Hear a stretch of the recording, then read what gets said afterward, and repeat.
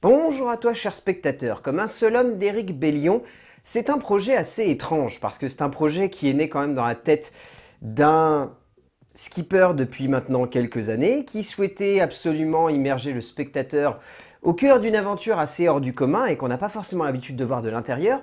Donc le projet en soi était hyper intéressant. Ce qui était plus, on va dire, sceptique, c'était la démarche artistique de vouloir être seul avec des GoPros enfermés dans son bateau. Et honnêtement, dans le genre, ça semble très difficile à rendre puissant en termes de cinéma. Le résumé pour faire simple, au cœur du Vendée Globe de l'année 2016-2017, un homme qui n'avait quasiment jamais fait de croisière seul en mer va se lancer le défi de réaliser le tour du monde. Cet homme, c'est Éric Bellion, et il s'est filmé durant les 99 jours de mer qu'il a fait. Je dirais pas que c'est réussi, mais la démarche est tellement noble et tellement louable qu'on ne peut qu'avoir un certain respect pour Éric Bellion. Parce qu'au final, son long métrage, malgré toutes les difficultés qui sont évidentes et qui sont confondantes de scepticisme du début à la fin, parce que franchement, voir juste un mec avec sa GoPro se confier, il y a des moments où on peut se dire « qu'est-ce que ça va donner ?» Et au final, je dirais pas que c'est vraiment un grand long métrage ou un grand documentaire, mais c'est presque une expérience à part entière. Pour vous donner un ordre d'idée, j'avais presque la sensation d'être dans All is Lost, mais d'être avec le héros. D'être vraiment dans le mode je suis dans un journal de bord et je suis en train de suivre ce qu'il est en train de vivre jour après jour. Et cette démarche-là, j'ai trouvé plutôt intéressante. Et lorsque je suis sorti, je me suis dit que j'avais été totalement immergé dans le récit. J'avais été totalement enfermé sur ce bateau avec cet homme et j'avais vraiment eu la sensation de vivre ce qu'il a vécu. Et à partir de ce moment-là, on ne peut pas se dire que le film est bancal. On se dit que le film a des mauvaises idées, mais il y en a également de très bonnes. On se dit au final que c'est un long métrage qui tente des choses, qui réussit pas toujours, mais qui a au moins une démarche artistique qui est plutôt logique et assez cohérente pour tenir le coup du début à la fin. Le genre du documentaire intime est difficile à réaliser car en soi, si le sujet n'est pas forcément passionnant, ou plus que cela entraînant, on peut se dire que la croisière, sans mauvais jeu de mots ici, pourrait être extrêmement longue et pas toujours passionnante, et surtout si en plus, la forme est un peu bancale. Comme c'était à présager du long métrage d'Éric Bellion, mais au bout du compte, le réalisateur inexpérimenté nous offre un témoignage humain assez émouvant, loin d'être une totale réussite, mais qui a le mérite d'être une véritable proposition de cinéma qui tient le coup de bout en bout et qui, par là même, se permet le luxe d'être un long métrage étonnant et entraînant dans son genre. En termes de mise en scène et d'écriture, il y a clairement très peu d'écriture au sein de ce film. Si on devait définir une certaine forme d'écriture, c'est dans le choix entre guillemets des différentes confessions que Éric Bellion va amener face à la caméra. Mais pour moi, ce qui ressort le plus, c'est que cette démarche artistique est par moments très limitée. On a vraiment cette impression que par instant, le son est crade, l'image n'est pas très belle et qu'il manque quelque chose pour apporter, on va dire, ce petit plus qui ferait que cette histoire qui peut sembler anecdotique, elle ait une portée cinématographique. Après, il faut également reconnaître qu'en termes de visuel, qu'en termes d'esthétique, qu'en termes d'immersion, qu'en termes de puissance graphique, le film arrive à créer une ambiance. Et à partir de ce moment-là, je n'arrive pas à me dire que la démarche d'Éric Bellion est faussée.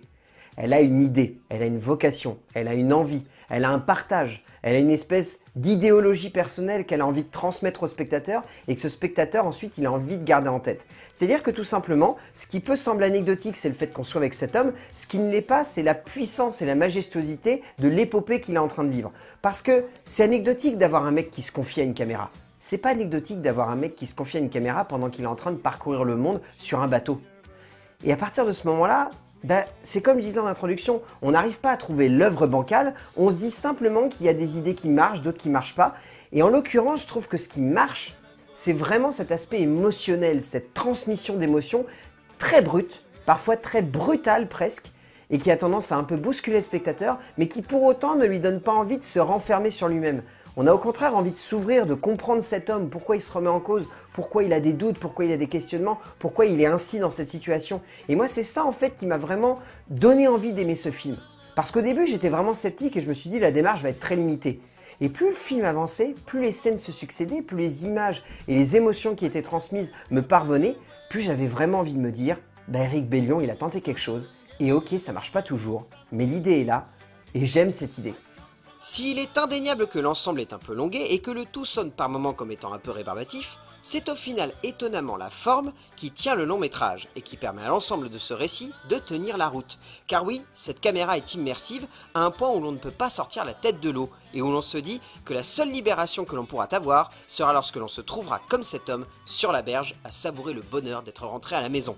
C'est là que Bélion réussit réellement son pari en proposant un parti pris immersif qui entraîne totalement le spectateur et qui le passionne de bout en bout par le biais d'une forme et d'un fond qui reste assez sommaire sur sa base mais qui dans son ensemble véhicule surtout un message humaniste très simple mais confondant de vérité. Si l'on se fixe un objectif, peu importe la peur et le doute, il faut essayer d'aller au bout. En termes de casting, même si c'est assez compliqué de parler réellement de casting ici, je signalerai un petit point.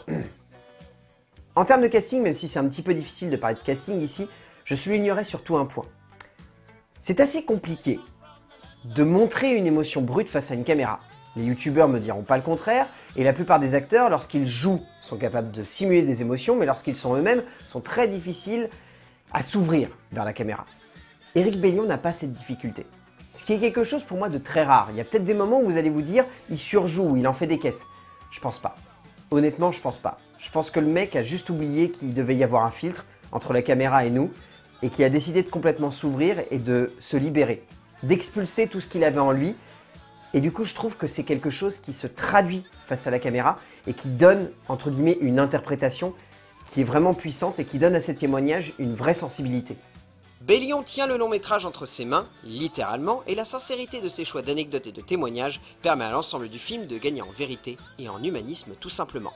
Au bout du compte, Comme un seul homme, c'est un film tellement atypique, qui sort tellement du lot, qui propose quelque chose de tellement différent, que malgré pas mal de petites erreurs et une certaine limitation dans son concept de base et dans la manière avec laquelle celui-ci est amené à l'écran, j'ai envie de vous conseiller de le voir. Parce que au moins la démonstration est là, l'envie est présente, et il y a une ambiance, il y a un côté expérimental qui fonctionne bien, et qui donne lieu à un film qui est tellement atypique dans le paysage audiovisuel du documentaire français, que j'ai envie de dire que Comme un seul homme d'Éric Bellion, il faut lui donner sa chance. Peut-être que ça va vous sembler très limité, peut-être que vous n'allez pas accrocher au délire, mais l'idée est là, et au moins Éric Bellion propose quelque chose de neuf. Et rien que pour ça, ça vaut peut-être le coup de le voir en salle. A plus!